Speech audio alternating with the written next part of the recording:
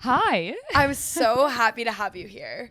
I'm so glad. I mean, we caught up a long time ago, it feels Yes, like, I and know. now our life has changed a little bit. Yeah, actually, you have a baby. Well, you had the baby before, but it was very new. Yeah, I had the baby. Yeah, I Very had the baby. new. Yeah, so I like to call myself I'm an old mom. An old I mom. am an old mom. Yeah, Wow. but How I'm how a are you big liking fan of it? this show, so I'm excited to be on. Yeah. Thanks.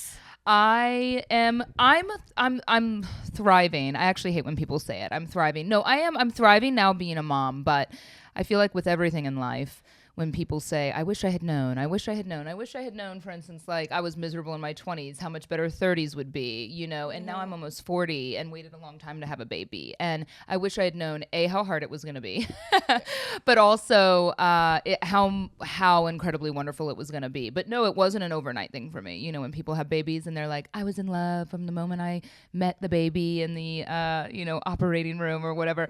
I didn't feel quite that way. It was a kind of identity struggle for a little bit for me, but he's almost a year and a half old, and I'm really, really enjoying this phase now. You seem like you kind of found your identity a little sooner than I Yeah. think a lot of us tend to in our 20s, because I was a mess. Not a mess in the sense that, well, yeah, sure, I was a mess. I mean, more, I think also generationally, y'all take much better, I'm 39 for reference, y'all take better care of yourself now, because back then it was like, we would just drink like every night, because that was what Yeah. people did, now there's this whole, in such a great way, just kind of trend, really, that of wellness and, just like self-preservation and meeting your own needs and doing this, but like at my own needs, I never even thought about that, and I remember my dad like referenced me one time when I was graduating college and I couldn't really figure out what I wanted to do, and he called me rudderless, and it really like stuck with me because I'm like, rudderless, like I'm just trying to figure out what I don't want to do, Yeah. so it was kind of a lot of job hopping there in the beginning.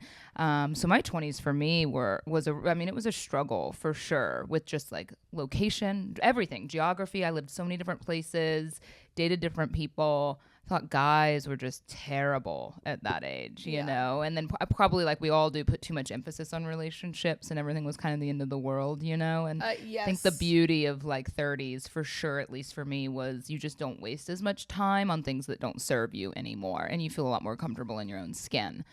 But yeah, I think that's hard because you're just like expected to graduate college and know what you want to do with your life. Yeah. And I just don't agree with that. I think it's a process of like self-exploration and a lot of failing. I agree. I will say I turned 25, and you know how they say that your brain is fully developed at 25? Is it? It was supposedly. It was weirdly like this overnight thing of the Yeah. things. I think specifically in like dating or past relationships, I just woke up and I was like, I cannot believe I ever cared about that, or like just really small dumb things. And I know it's only going to get better and better as I age, but I will say that's been the main thing about 25, that things just don't get to me as much. And also at 23, even though I didn't have like the most like traditional like life span, like whatever, route, I don't know why I can't speak. Trajectory. Yeah. Trajectory. I still had like a really weird like quarter life crisis at 23 with like post grad everything, even though I didn't even go to a weird normal school and I hated the college. Like I had this weird like quarter life crisis that I've talked about so many times on the podcast, so we're not going into it. So it wasn't like I had everything figured out. And also I go out all the time, and I was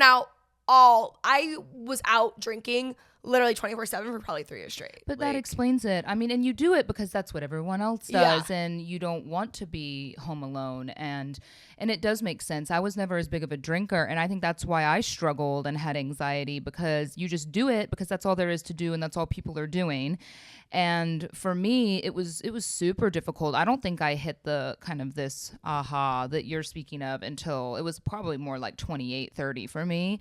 But it was just really, it was difficult. And how can you be expected to know what you want to do? I mean, I think one of the biggest chapters in anyone's life is that period of time where you kind of leave home or go to college, and then college ends. And that's such a big chapter of our lives, and friendships change so much, especially as a woman as you get older. You know, you have less and less friends and people grow at different rates, and it's just a lot to manage for sure. I just think, I mean, the 20s for me, I tell every girl that I meet that's younger, you know, I have a bunch of younger girls that work for me at Fitish, and some of them will be struggling really hard, you know, with breakups and things. And I try to talk to them and I go, I get it. Like, everything's kind of, it's a lot. It's the end of the world. And I like to say, like, there's so much hope, because from the time you're in your late 20s, 30s, oh my gosh, I mean, I'm a world of a different person. And for that reason, I'm so glad that I got a late start with a lot of these things that I've done. You know, I had a career before I started a business, and shitty relationships, you know, the whole thing. And I'm just so glad so many of those things didn't work out when I so desperately wanted them to, because that I didn't have kids too young either, because it's so much better when you're a little more settled, you know, if that makes sense. Just as you get older, there's plenty of time for these things and you feel so much more comfortable in your own skin. I cannot wait until my 30s. Like, it's going to be the decade that I thrive. Honestly, probably 40s would be even better.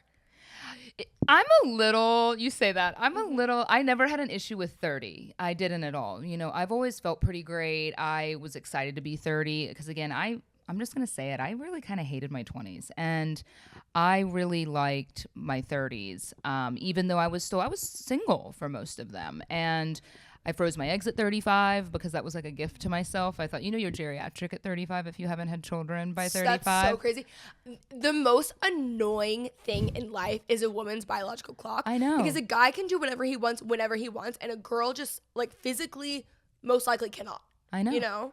It is true. I mean, it is science, and so I don't feel bad about it, you know. But it is funny because now that I have a 1.5-year-old, I'm definitely the oldest woman in the room when I go, and I knew that was going to start to happen when he goes to school. Granted, a lot of women are having kids older, but I froze my eggs at 35. I was still single, and then I met someone. Which was great, but I was not looking, and it was a nice self-preservation for me to freeze my eggs, which I highly recommend, by the way. You know, of course, it's easy to say because this is the process I went through, but waiting a while, there's nothing wrong with having kids younger, but I'm really glad that I did life in this way for a lot of reasons, because I was able to give attention to career, and that for me gave me such a sense of purpose and identity and fulfillment that I had been yearning for a long time. I think it's that for me, fulfillment is everything, right? But like within myself, how can I be fulfilled? And I knew for me, having kids really like in my 20s, really young, and being a stay-at-home mom, I knew that wasn't the answer. And it is for a lot of people. I think that's wonderful because that's kind of your sense of identity. But for me, I knew I wanted something and that later. And I'm just really glad. I think, especially I've seen in the South, by the way. I don't know. I mean, where are you from? Here. Yeah. I noticed it was such a culture shock for me because I grew up in the Midwest and lived in Chicago before I moved to Texas, and I had lived in Austin for a while before I moved to Dallas, and I was just so shocked because so many of my friends that I met down here in the 20s, I mean, that is the route that everyone takes. Like, it's pretty encouraged. Like, get married young, start a family. It was just part of it. It's a much more Southern cultural thing, it's great and it works for some people, but then it doesn't work. I mean, almost every single girl that I knew when I came that was married and young is not anymore, and then it's so scary. Then they're worried about getting judged for it. It's like, no, but we are different people. We are different people now in our late 30s than we were in our early 20s, and if you don't grow together, you grow apart, and it can be really difficult. I mean, it's just it's a lot of pressure to be so young and try and figure everything out. Weirdly, I have so many more friends in LA that are married than I do here. Really? I'm 25. I don't even have a friend who's engaged. I don't even have a friend who's seriously dating, like a close girlfriend, but I am like the exception. That's why my experience is so amazing, because out of our it's very bizarre, but most people are from my hometown, and we just don't do that early. That makes me happy. So I got lucky, like it. Very lucky, but also I do think it's just like changing with time. You have your whole life, and I wish I could be more positive here. They're all the same. I have a good one. They're good, but man, they're all the same. They really are. I mean, there's good ones out there. I don't want that to sound negative, but like, it's just kind of funny because I think it's like this joke that you think you're going to find the perfect match. And I think sometimes it's just it takes work. You know, relationships are a lot of work. Being single, even though if you can avoid the loneliness sometimes of being single, it's easier. Yeah. You know, you can be very selfish with your time and do what you want. And I think that's so wonderful because even right now, and then throwing a baby into the mix, it's a real challenge for this partnership and relationship because it's just not as fun and romantic anymore. You have to really make a lot of effort for each other. How did you even figure out what fulfills you? It's interesting because I worked on the radio. I had a great career in many people's eyes. Let's go into this. Yeah. And making the change. Yeah, So I was a journalism major, and I knew I wanted to do something that obviously it can be a very hard job to find, a very hard major, to then get a job right out of school, or also very like underpaid. But I got a job here on the radio. I would think I was 26 when I moved to Dallas. And so the job was wonderful. I loved so many elements of that job for many years there. But you have to remember, I ended up doing this for almost 14 years, which I can't even believe that much time passed of doing a job like that because I wasn't thinking about it that way. I thought this is going to be a great stepping stone, a great opportunity for me to learn how to, tell stories and do what I went to school for and be on the radio. And then I kind of thought I'd move to California. I was like, I'm not going to stay in Dallas. And it's funny how life kind of plays out. And there just came a certain juncture where the kind of personal sacrifices I felt I was making for the job, it wasn't, again, like we were just speaking about, kind of getting into your 30s, you don't want to waste time anymore, And sure, I mean, you got to make money and you want a good job with benefits and things to, take care of yourself. But at a certain point when you realize kind of a lot of personal sacrifices that you're making, I mean, my dating life it was almost impossible. I was getting up at 3:30 in the morning every day. What time do you go to bed to wake up that early? I mean, I guess it depends, but yeah, I mean, I try for like 9. I mean, to be like asleep by 9. Yeah. But I need sleep. I like to sleep. No, I mean, by the way, I do that and I wake up at like 6. So yeah.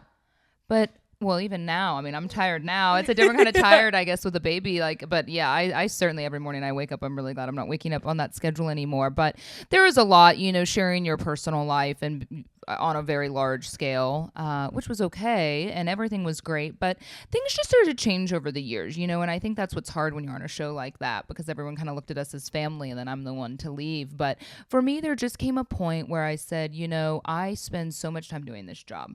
And I mean, I don't know if a lot of people know this. It's a great job. But we didn't have, I mean, we had set vacation schedule for the entire year. So I could never just like take a day off or extend a trip for a long weekend. I felt a real lack of control with my own personal time, what I was allowed to post. And it was just very controlled in a way that I started to resent, I guess.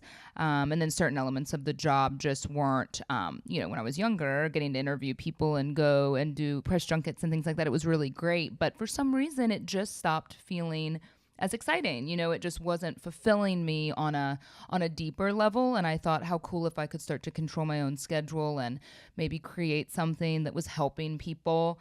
I don't want this to sound negative, so I hope that it doesn't, but every day we were doing a lot of celebrity gossip, and I love celebrity gossip as much as all of us do. I love reading and scrolling through TikTok and seeing stuff for 5 or 10 minutes, but to talk about it every day, I don't care that much about it. You know what I'm saying? And so for me, it started to feel very unfulfilling in that way, just not as meaningful. And I was like, wait, I don't want to do this with my time every day. I'm writing. I went to school for journalism and I'm writing about like celebrity gossip. And I just didn't, that was a reason for me that I just didn't love it anymore.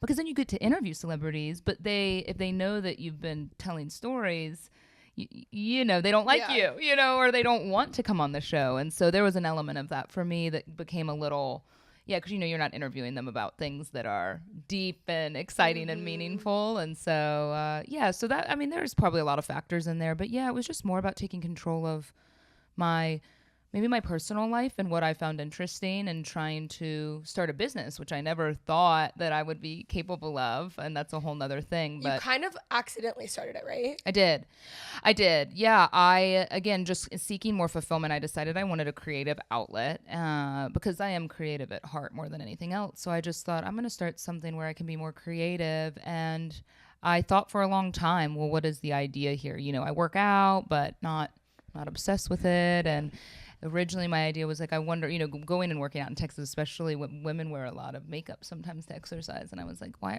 isn't there more stuff? Yeah, I don't either. I grew up playing soccer. I was like, I didn't grow up in a place where we were wearing makeup, but I understand it. I mean, I don't hate on it. I understand it. No, I'm just lazy. Like, I just am not wanting to. Yeah, but give yourself 10 years. You start to get older and look tired. No. And then I get it, though, because I'm single and I'm going and doing a workout class and you want to go for drinks after. Or there's a hot guy at the gym and you want to look. Well, I'm also referring to, like, when we're at Shine. Like, there's no way that's what I'm talking about. That's our 100-degree like hot Pilates place. That's what I'm talking about. You look rough. We look There's rough no coming way. out of there. Yeah. Even it's humbling. So, yeah, I just thought, for me, it was just kind of an idea that was inspired by a lack of products that I saw at places where I was exercising. I go, I'm not showering. I'm trying to go live life and be on the go all the time. And I just felt that there was a lack of beauty products in the space for kind of the on the go person. So I thought there was really no expectation out of that, right? I go, I'm going to do a nice kind of lifestyle branding of this with some merch and some products that selfishly fit my on the go needs and kind of see if people were interested in that sort of thing. And then that it just really spiraled from there more than I anticipated. But I always say it was taking the risk, right? Like, I think that's the lesson there, that no expectation, doing something that makes you happy, doing something that selfishly serves a purpose when it comes to a product for yourself, something that you're interested in. Don't put a lot of pressure on it. Keep your other paying job for a while. You never know where you'll end up, and it may not be where you first started. And that was it. And then all of a sudden I go, oh my God, this is the fulfillment that I've been looking for. Kind of this validation of starting something, and then it started going well. And I loved every second of it. You know how you just dread sometimes? I don't know if you've ever had a job like that you've had to go to and you just dread it. And so like every morning my alarm would go off and I would dread it. But then I was so excited to be able to work on my own thing that, I mean, I'm doing this Friday nights at midnight and you hear people say that sort of thing and you're like, yeah, that's bullshit. You never really buy into it until it kind of happens to you and you go, oh my gosh, it doesn't feel as much like work. I mean, sure, sometimes it does, but yeah, it was just an amazing feeling. And so, yeah, I just toggled the two jobs for as long as I could until I was, in a spot that I felt I was ready to really leave and make the transition. So going off and starting something new on your own, where it really is, so much of it depends on you, versus working for someone, what were like your main challenges, and more so like emotionally? It's so hard because when you have a job that you have to show up for in order to get paid, another reason why I think it's important for me to note, I started this business when I was like 33, 34 years old. So I had plenty of years of like working for the man. And I think that's actually really critical because what I have found, especially having younger employees, is that, if you don't have that experience of doing a job that at some point you kind of hate or you just don't like anymore, you don't appreciate the schedule of entrepreneurship as much because you do have to work. You have to have that self-discipline, which of course is the founder of a business I'm going to have because it's my business and I'm motivated. But it's that part's very difficult. It was very scary. I said when I started my business that my goal was I was on a 2-year plan. I like 2-year plans because 6 months is like not enough time to do anything. It's almost like if you're, you want to lose weight or you have all these things. Like I like having short, long-term goals because it gives you time to figure it out without the pressure of having to have it figured out in a few weeks or a few months. And so the joke was I'm on a 2-year plan, and 1 year in, I said I'm on a 2-year plan, right? So my 2-year plan took me 3 years, but it was a really nice goal to have. And unfortunately, I wish I could say like, yes, I just knew 100% in my gut.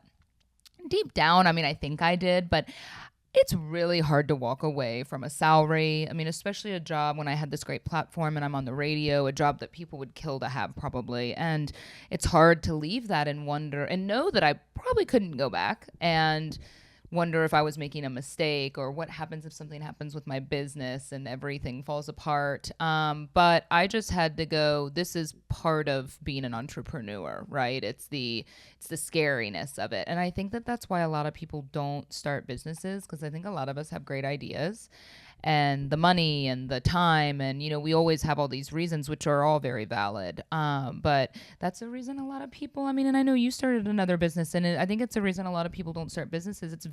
Failure is very scary.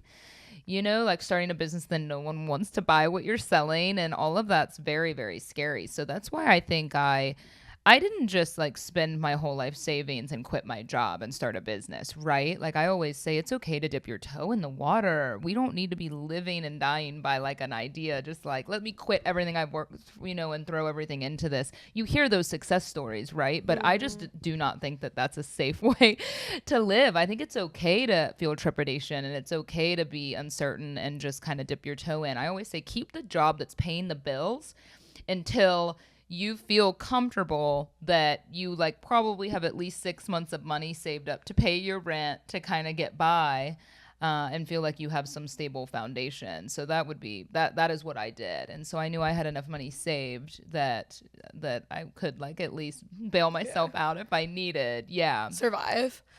I like that I advise better and all those ideas because I think especially in your 20s, there's so much pressure to like have everything figured out and to do it all and to, I think there's a difference between like leaning into your career 100% and then abandoning the rest of your life for your career. Mm-hmm. But even like starting business and doing things like that, there's so much pressure. I actually think just in life in general for everything to happen immediately, for like immediate gratification, immediate success. Like if things are not flying off the walls, like immediately, like it's over in other people's eyes because that's just like we see the success stories. So I like which that 1%, better. by the way. We talk about 1%, and I was saying to my partner Francisco last night. Actually, we were talking about kind of our baby and social media and college, and like, is college with the way AI is now? Is college even going to be a thing when my child, who's a year and a half, is 18? Probably not. So what's the solution? I think that's a whole nother conversation, but I think it's really fascinating because you live generationally in a different time. All of you that are in your 20s, yes, the pressure, you're seeing the 1% of these people that got overnight success, which is so unnatural and very unfair. And, and that's great for them. But these creators and people like this are so few and far between that there's a lot of room in the middle. I had a meeting with, I don't know if you're familiar with Mary Kay, like this big brand, right? That like, it was like women selling makeup, to each other. Well, I had a meeting. I don't know if you know quite what a big brand that they still are, even though we over here, younger people don't tend to buy as much of the Mary Kay makeup, but they are literally like one of the top 3 beauty brands in the world. And I got a meeting with the CEO when I was trying to start my, skincare brand. And I go to the top floor of this, and he's telling me, he goes, like, I'm not Kylie Jenner. Like, I don't think I'm going to be Kylie Jenner, And so I think it's hard because you're like, well, I'm never going to be, I'm never going to have a Fenty. I'm never going to have a Rare Beauty. Like, I don't have that level of celebrity or platform. I mean, my products I think are great, but I'm never going to have that. And he said to me, he's like, I love your idea. He said, we didn't even do Kylie's production because we do so much volume that we didn't even do hers. And he goes, you don't have to be that, to have success in this business. And I think it was so great because you don't have to be that 1% in order to thrive and do well in whatever area you want to be in. If you just carve out a small niche for yourself, whether it's a product with your business or whatever you're thinking about doing, if you have a set of customers, and he goes, this business is a great space to be in, even if you just have a small percentage of the audience there. And I think that's why so many people, you get so defeated because you look at these people that have overnight success, or you look at these people, you're like, how can I start a business when I'm not that? Like, but no one else is that. There's so few people that have that level of success that you can still have so much success for yourself with just a little bit, of a market share of whatever you're interested in doing. So that gave me a lot of hope and promise to kind of start something, and it makes sense, and I think a lot of people don't want to start a business in an area that seems crowded, but that's actually a good place to go for a business because that means there's people that are interested. You know what I'm saying? There's actually customers. Yeah, you have a customer base. I'm reading this book called The Gap and the Gain, and it is actually changing my life. Really? Backstory on me. I am like Enneagram 3. I am ENFJ. I am a Leo. Like in every single personality quiz I could ever possibly take, it's that I like am loud and like am an overachiever of some sense. Like my biggest fear is failure. Like all I want to, like workaholic, like big idea, visionary, all of that, right? So that specifically is hard for me because I will find myself, I'm just really hard on myself naturally. Yeah. So I will just like, you'll compare, and it's not even that I'm like comparing to like my peers or a friend. It's like I'm comparing myself to where I think I should be which is almost more detrimental because that doesn't even exist. Like, it's not even like a real thing out there, but they teach this idea, and it seems so obvious, okay? But it's basically, he has this chart, and it's like start, arrow, achieve, arrow, ideal. And then the gain is between like starting and achieving. And then the gap is between like achieving and the ideal. So the ideal would be you as a perfect person, as a perfect partner, as the perfect founder, or like, you know, Fortune 500 company, like fill in the blanks in any category of your life. It's like perfection in that. Achieving is obviously like what you've done, and starting is starting, right? So the idea is that if you were measuring from starting to achieving where you've come, like where you've grown, you'll have a way better perspective. And then it shows all these like scientific ways why it's healthier for you, and how they go in, they're like business coaches, and how it's made all these other companies so successful. But you'll never be happy and you'll never be fulfilled by constantly going from achieve to ideal, which is so obvious because I feel like we talk about that all the time. It is. And I think I have two things to say about that. First of all, you know, they say comparison's the thief of all joy, and it really is. And I think that is something that helps with age, is you kind of stop comparing. And gosh, you know, you hear people when I was your age and they were older than me say certain things to you, and you're like, yeah, like beat it. Get out of here. I don't want to listen to you, you know? And then of course you get to be now where I'm 39 and I'm like feeling this way, trying to, you know, give out nice wisdom without evangelize being to the youth. I am, but I don't ever want to be that you No, just wait, you know, like people do when you have a baby. They're like, you just wait, and because that's so irritating. But I want to say that I think motherhood has taught me something that I wish it had been imparted on me when I was younger. And I know it's easier said than done, but along the lines of what you're saying, this life is just so many different experiences pieced together. And I never really had that perspective before, because I think when you are this type of person you're describing that you are, Kenzie, like you are always like kind of looking for the next thing. Like you have a certain measure of success, not to say that you don't enjoy moments of your life, but it's always like, I want to be perfect, or it's not enough, or I want to do this. And I was exactly that way. And I think that it can paralyze you in a lot of ways, or it makes you unhappy even when, you know, moments of success. Let's talk about that. You know, like you get something. I remember I got into Forbes, and I always thought before I started a business, when I was reading a story about the girls that started Away Luggage in a Forbes magazine. And I remember being like, that's it for me. That's it. If I start a business and I ever get in Forbes, like I've reached it. Do you know how short-lived that moment is, by the way? Like, what's next? You know, like that happens, and I'm like, it's so fleeting that when you achieve something, that if I had looked back 10 years ago and thought, oh my gosh, I'm gonna have some article in this magazine, I would have been like, that's it, I could die happy. No, it's not true. So I've just really turned into, they say it's like mastering the middle. I listened to someone say this the other day, and I go, this is it. This is what the middle is, so dang hard. The middle of anything, right? Just the middle. Like, so what is the middle? The middle is all the days that aren't the highs and the lows. The middle is just the day-to-day when you're working towards a goal, you're working on your business, you're working on yourself, you know, whatever it may be. Mastering the middle is such a grind.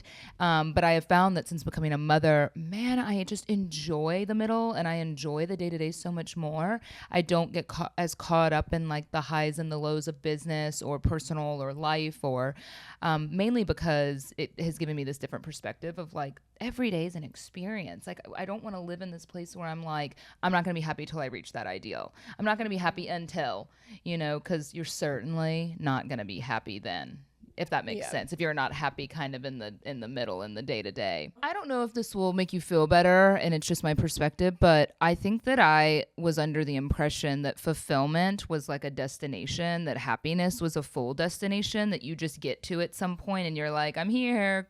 No, I think it's just a constant travel, right? Like you have to constantly work on it, and you don't feel fulfilled every day. And it's just like your relationship. Like, you meet a good partner, it's a lot of work, actually, you know? So it's not just a destination of like, I'm here. And I think that it's a real misconception, isn't it? Because you always think, wow, if I could just, I'm sure a lot of people listening are like, oh, you know, if you're stuck in a job you don't like, and you're like, oh, if I could just get this job, everything would be better. And it's like, yeah, but it's still like a journey, you know, it's still a constant kind of working at it, because then you're going to be like, okay, what's next? Or, you know, I want a raise, and then you get the raise, and then at a certain period of time you were like, I want another one, you know? And so it's this constant, I think we're all that way. I think it's just the human nature of us. But I will say, I think I've found myself celebrating things even when I feel silly, like I don't want to celebrate. And my partner's been really good with that with me. He's like, you need to, when we first started dating and something good would happen with the business, like we would have a good day of sales. Like, what is that to celebrate? You know, he's like, I think we should go talk about it and celebrate it, you know? And I'm just so glad, because I have so many good memories of those experiences, of marking those little moments that were little wins for me,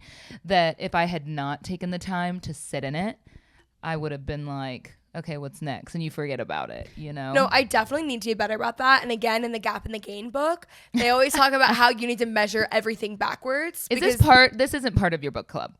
No, it's not. It's not. You book do club mostly is currently fiction. on hiatus. Yes. It is? No, well, because we meet in person. So yeah, it's on hiatus. It's 100 degrees outside.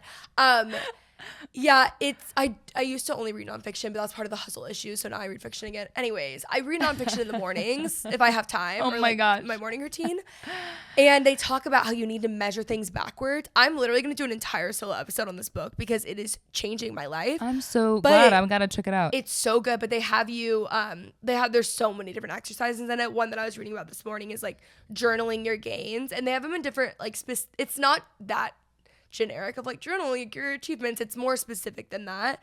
But it's just, and they're like, it's also good because you're always looking back. So then when you think you haven't done anything, you're able to look back. But my family is really good about that, because I got my like work bug, I think, from my dad, but I'm definitely the most extreme out of anyone. There's no one else in my family who's like this. Like my mom just like doesn't she's just like chill. Mm-hmm. So my family's really good at being like, why is that not like just pointing out things that what do you obvious. think's missing?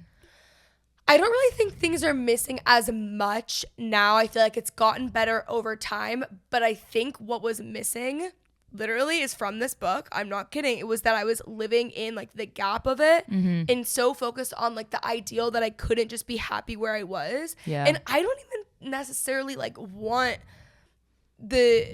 I don't want to say that because I don't really jinx myself, but like I don't really want I don't want like a Kylie Cosmetics necessarily. Like I want something that allows for the life that I have. They also have this part in the book that you define success on your own, and then you write out, he had written out 10 questions. So if you get a new opportunity, it has to like match up to these 10 questions, and they all pertain to like what success means to you.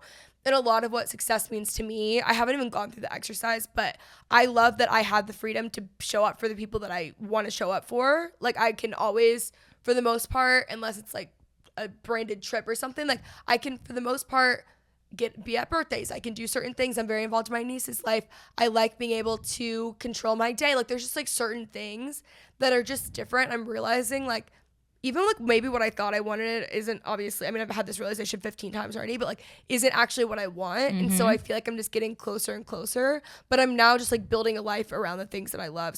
Or a career around the things that I love. So it's working out well.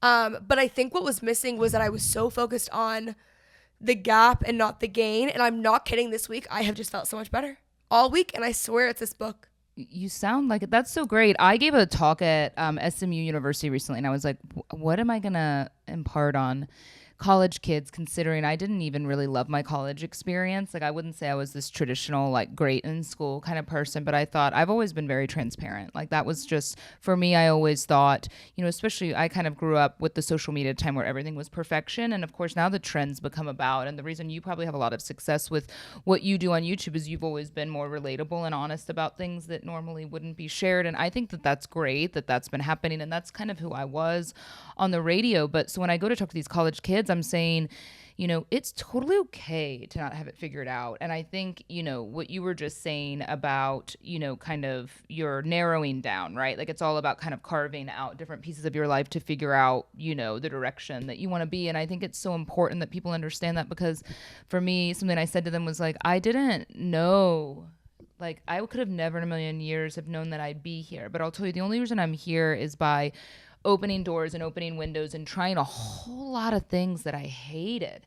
And I think a lot of times we get kind of paralyzed by fear, or just like, I don't want to try that, I don't want to do that, or I don't want to take that job, or I don't want to move to that city, because change is very scary and change is very challenging. But I was always really good at kind of taking on the scary thing. You know, I'm the only one that moved out of my, like, all my high school friends still live in the same place, and there's nothing wrong if you're happy there, but if you're feeling unfulfilled, if that's the thing, it's like, you can always move home. I always say that, like, you can always move home. Just start figuring out all the things you don't want to do. But the only way you're going to figure out what you want to do is by doing a million things that you don't want to do.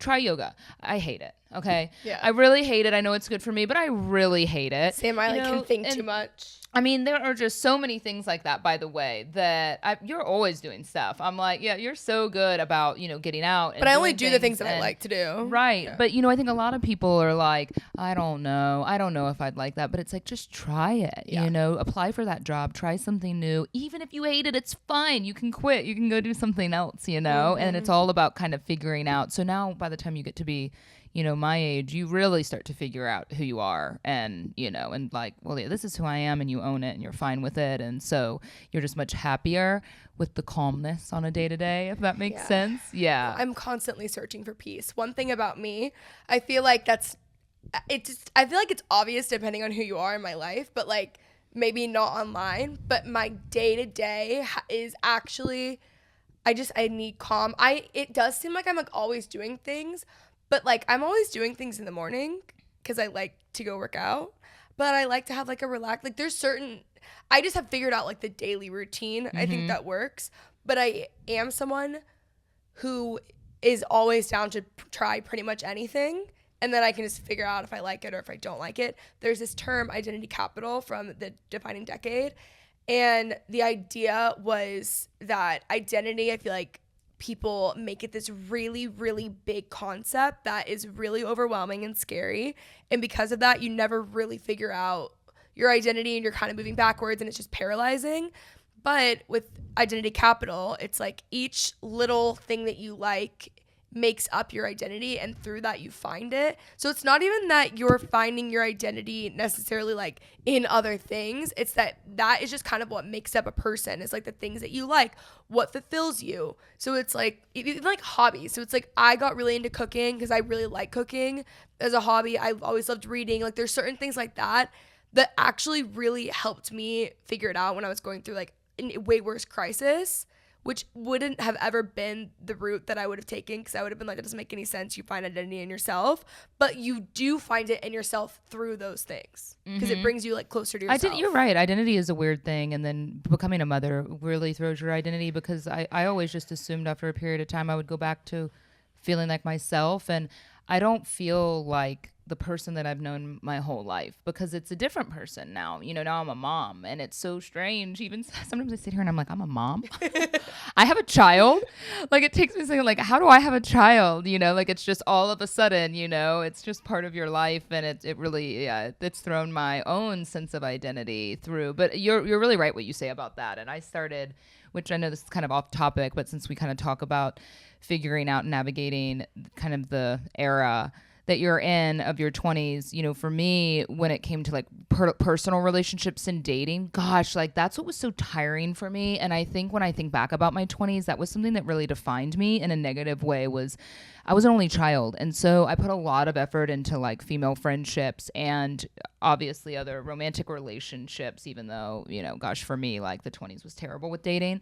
But I'm not saying they don't exist. It was just, I put a lot of pressure on it, because you wanted things to work. You wanted to have like all these best girlfriends and all of these things. And man, I was just so like consistently disappointed, to the point that I went to therapy and I'm like, what is going on? And they're like, well, first of all, everyone, imagine like if everyone kind of feels a mess and everyone kind of feels lost, it can be very hard to find a partner, even if it's just a good girlfriend, and I think you go from this period of time where you're expected to have like 20 and 30 girlfriends, right? Like you have built in female friends from college, and then as you get older, you start to see people change and you lose touch, and sometimes it's nothing negative. But for me, I was like, how am I ever, I'm 35 and single by then, and I'm like, how am I ever gonna find someone to date? You start to go through those, I don't know if you go through this, but I'm like, And so a therapist was like, you just need to be more selfish. Like, you need to just do the things that make you happy on a day to day. And it was just so eye opening for me because I'm like, it sounds so simple. But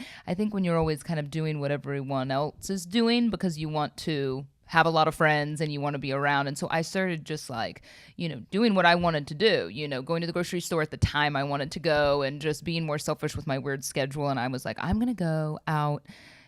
At what did I start doing? I said, I'm such a homebody. I haven't even really said that. I'm such a homebody. I'm an outgoing introvert. Too, yeah. Which is shocking. I am such a homebody.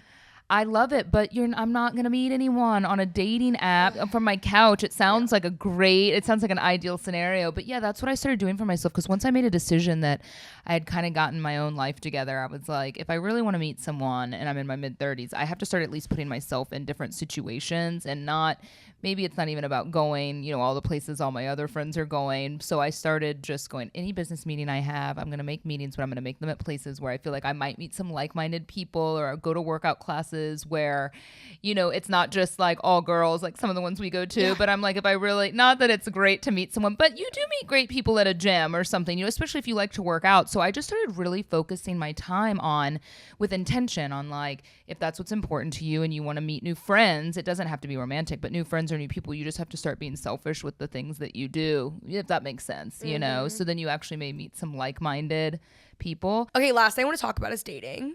Okay. In your 20s. I would say my 20s so far in dating have also been a shit show. I wouldn't say there's a single situation. Are you single right now? Yeah. Yeah. I'm also like not even dating. I've actually Are you on the apps? I'm on them, but I don't get on. I think I open the app like once every 2 months. And I'm also not around a bunch of people who are dating, so I think that makes a difference. But just the idea, I just have created this amazing life where I go to bed with peace on my pillow. I love my routine. I love my day to day. And like I was always dating. Like I always had a boyfriend. There was always someone around. And then finally I was like, I think it would be good to just like be on my own for a little bit. And now it's been like 2 years because it's like too good to be on my own. Good for you. Which I think is great. I'm like fine with it. I don't care at all. But at some point I am going to start dating again. So like what are like mistakes that you've made that maybe I don't have to make? Okay, it's a good question. Mistakes that I've made, a lot. Again, I don't want to come across as, well, I'm older and wiser, but there's just so many things that I wish, but it's really hard when you're stuck in your ways because, no matter how much someone tells you to not do something, you're just going to have to learn the hard way sometimes. But I just would not pay attention to red flags enough. And I know that expression gets thrown around a lot, but I think women in general, y'all, we are so smart and intuitive. And it shouldn't be that hard. I had on-off like 7-year relationship. It was such a waste of time. And it's okay because gosh, at least that's not how things ended for me, but like, you just go through heartbreak gosh, I was on some app. I like flew out of town to go on a date and I got stood up. Like what is happening here? Guys these days, it's just too easy to ghost and to be terrible, right? And so, but I would say my biggest mistake was definitely just giving too many chances, being too forgiving, and just not paying attention to red flags. And I just think that you could save yourself a lot of time. And I know it's easier said than done, but if those red flags start showing, you gotta be done if you can handle it. It's not your soulmate. He is not meant to be.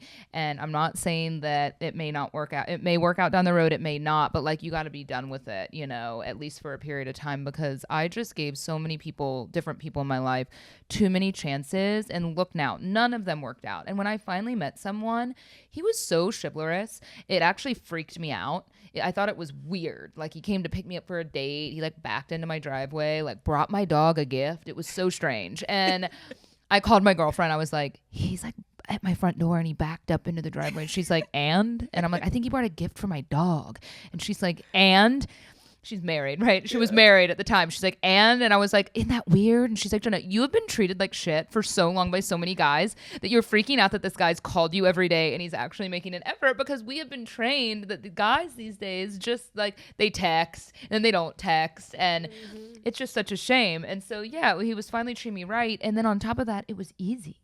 Like we just like he wanted to call me every day. And I'm not going to sit here and be like, oh my God, it was love at first sight, you know, and that's great for some people when it is, but anything like that for me, like never was good, you know, it was more just like an infatuation and it burns out really quickly and you convince yourself that it's right. And so I would just say, gosh, pay attention to those red flags, because I just, there was just so many moments like that for me that in hindsight, when I look back and again, you get better at that as you get older, I think, because then you start realizing I'm 35 years old or something, right? And you're like, I would not waste time. So if a guy showed me a red flag, like on date 1, I'm out.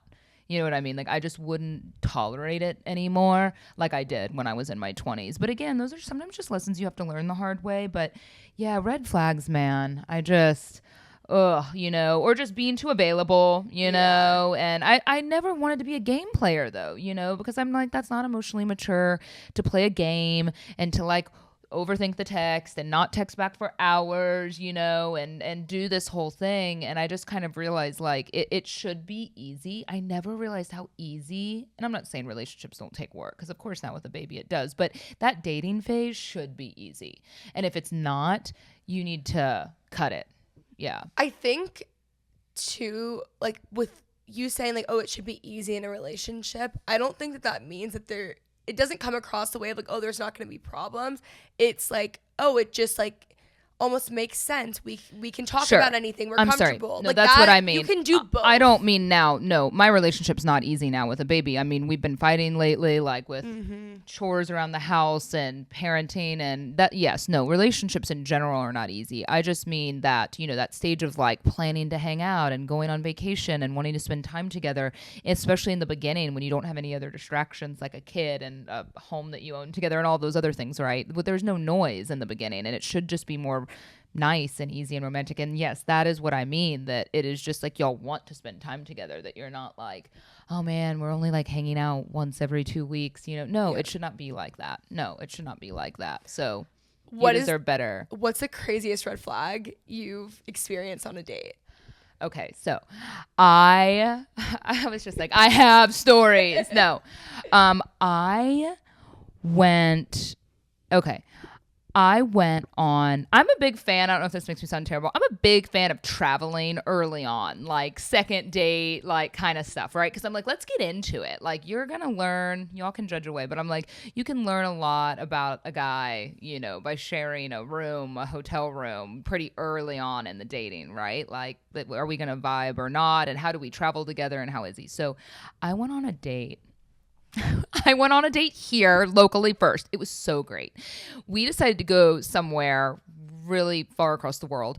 And it wasn't as much like I paid my own way, you know, it wasn't going to be, which was probably a mistake on my part. I don't know how I feel about that. I'm too much of an independent bitch that I probably, that by the way, that's also come to bite me in the ass, because then it's like an ego thing. But anyway, we go out of town on a date and the first couple days were fine. I mean, it wasn't super romantic. I wasn't really getting that vibe, but then again, we didn't know each other very well. So we hadn't even kissed or anything like that. And I wanted to pay my own way. So there wasn't some sort of like expectation set up, right? Because of course there is kind of that when someone's like taking you on some romantic vacation. So anyway, so we're out of town and everything's going fine, but y'all, it turned so quickly into like, oh my God, this is why this person is like 40 something, has never been married, has never been engaged. That's another thing I would say is a red flag, because I always thought, and I think that when you're younger, you think, wow, this guy doesn't have any baggage. I think it's actually the opposite. And I'm not saying, I hate making mass general statements, but like, as you know, I always dated older when I was younger. And then when I started to get into my 30s, I wanted someone a little more age appropriate that I could maybe start a family with. And so never been married, never been engaged, never had kids, anything. And I'm like, perfect. Like, how is he would have find. Yeah. No, not a diamond in the rough. Yeah. He was like a fake stone. I don't know what was going on with him. But randomly. There's a reason he hasn't been any of those things. 100%. So one night into the trip, we were in the middle of nowhere. I just like, oh my gosh. And he I gave him some advice. He wanted me to help him caption a photo on social media. He was like editing all the wrinkles out of his hands, like for days, y'all. Like he had been editing a photo for days, which I find so weird with a guy. Like, why are you editing your hands? Done. He looked fine. Why are you editing your hands? I didn't even say anything about it. I mean, of course, inside I'm like, I'm done. I'm dead. I'm dead inside. But to him, I was like, I mean, it was still a nice trip, you know, with someone that I thought was safe. So, but he was like, can you help me caption caption this. And so I just said to him, I was like, well, you're like doing a lot of hashtags. Like, it's not really my vibe. I don't know. Like, are you doing, you know, and I wasn't being critical. He lost his mind. He stands up. Mind you, it's like midnight and I'm like in a hotel in the middle of nowhere. He stands up, like puts a canvas tote over his shoulder. He has no shirt on. We were sleeping in separate beds. He's like red in the face. And he was just like, just because I'm not some sort of wannabe social media, da-da-da. I don't know, y'all. Like, I don't even know. Like, because I had posted on social when I was there. Like, you just have to take my word for it. I wasn't that into my phone. I'm pretty good at connecting in the moment. I mean, he just lost his shit on me. Screaming at me, y'all. I swear, it was a level of anger, you know, that just keep in mind, like, this would have been like, let's say you had been dating a guy for 10 years and he found out you slept with his best friend. It was that level of anger, right? It was so unwarranted and so bizarre. And I went, I'm sorry, what is happening right now? And I was kind of laughing.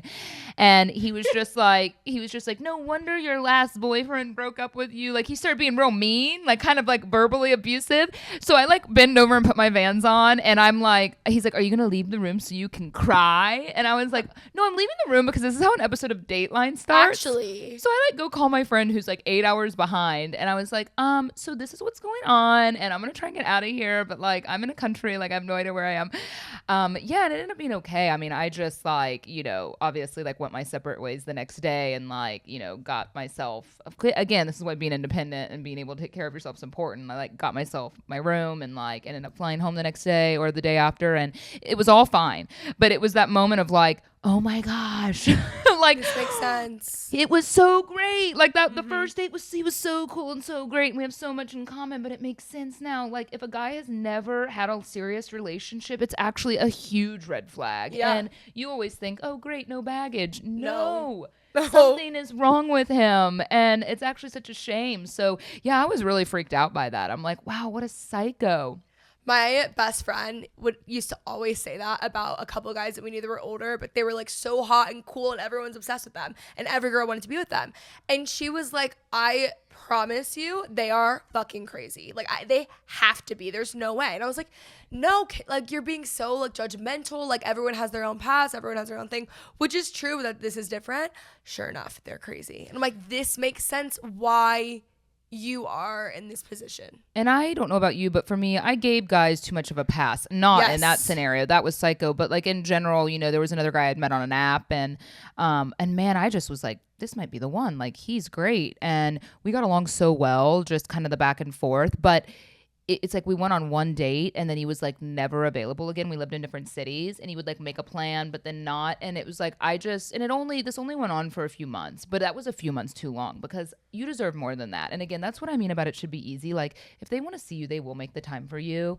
Guys are just so indecisive and come to find out he had a girlfriend and I was like, this nerd is playing me. You know, I just got so mad. I'm like, I'm done, you know. And of course by the time I finally say I'm done, I'm just like, I'm done with this, you know, and then, you know, I wasn't even looking for it and it kind of fell into my lap. But again, I was putting myself in good spots and good situations, not sitting on the couch swiping around because like that wasn't, those apps for me just like did not work. Oh my gosh. I'm definitely like an in-person kind of person. You know? I think I'm better in person too. Yeah, like it's like you gotta catch a vibe. Like I have good riz on the like messaging sometimes. I don't even have that. But yeah, beyond that, no, you're right. You gotta see the vibe in person. Like I gotta do that in person. There's no like the apps really just they're not working for me. Man. I say that and I put in no effort, but still they're not. They're so tempting though, because you can sit on the couch with your friends and swipe around, and that's actually why I think it's bad for me. Yeah, because then it makes me lazier. Mm-hmm. Okay, well, thank you so much for coming on the show. You'll have to come back. I have so many other topics I want to cover with you. Okay. But like being too independent, that could be our next one. How that could be unhealthy, the unhealthy sides of it. You know what I mean? Yeah. A couple others. So, anyways, thanks for having me. Of course. Where can they find you? Well, I'm Jenna Page is my Instagram. My business is Fitish, and I made a code. Am I allowed to do that? Oh yeah. Am I allowed to do that? And get the toned down spray. And what's the new thing you gave me that I already love? Oh, the pre-workout, the hyaluronic roller. So yeah, we do like anti-inflammatory athletic beauty products. So that's the gist of that. But I made you a code ILYSM. Perfect. Is the code for 15% off if anyone wants to get anything, if that's cool. But yeah, Fitish is the brand and Jenna Page. Yeah, Fitish is the podcast too. I do a podcast with my significant other. So we talk a lot about relationships and we put all of our issues kind of full full front on the table, and obviously a lot of our kind of like parenting stuff right now and some business stuff, but it's mostly relationship based, and it's Fitish the podcast. Yeah. Yay. Thank you. Thanks for having me. All right, guys, I hope you enjoyed. If you did, let me know by giving it a nice thumbs up and subscribe for more.